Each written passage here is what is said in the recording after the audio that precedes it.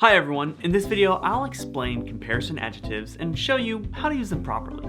They're pretty straightforward. When comparing two things, there are different levels or degrees of comparison that you can use. Let's start with the basic form of the positive adjective. My computer is fast. But let's say I want to buy a new computer. The salesperson at the store might tell me that computer Y is faster than my computer. Fast is the positive adjective. It just states a property of that object. Faster is a comparative adjective. It, compares two nouns. But what happens if the salesperson tells you about a third computer? We'll assume it isn't exactly the same speed, so that means that one of the computers must be the fastest computer. That's what we call a superlative. Merriam-Webster's dictionary defines superlative as constituting the degree of grammatical comparison that denotes an extreme or unsurpassed level or extent. But that basically just means something is the most or the least whatever when you are comparing or contrasting multiple things. So now we have a computer that's fast, one that's faster, and one that's fastest. These are the three degrees of comparison. Generally speaking, you should use the superlative only when you have three or more things in comparison. Usually comparatives will end in ER and superlatives will end in EST.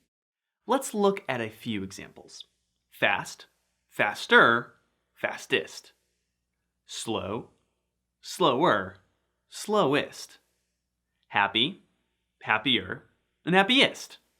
There are also a handful of irregular comparatives, such as these. Bad, worse, worst. Good, better, best.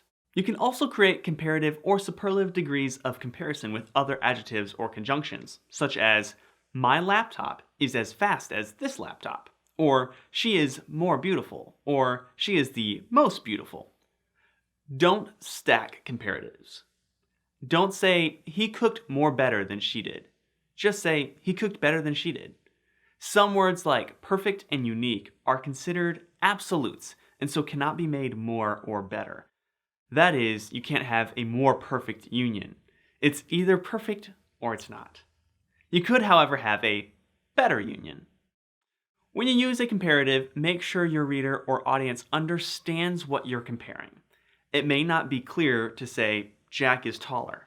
Specifying who Jack is taller than may be helpful. That's all, folks. If you thought this was a helpful video, we'd love it if you give it a thumbs up and follow us for more videos like this one.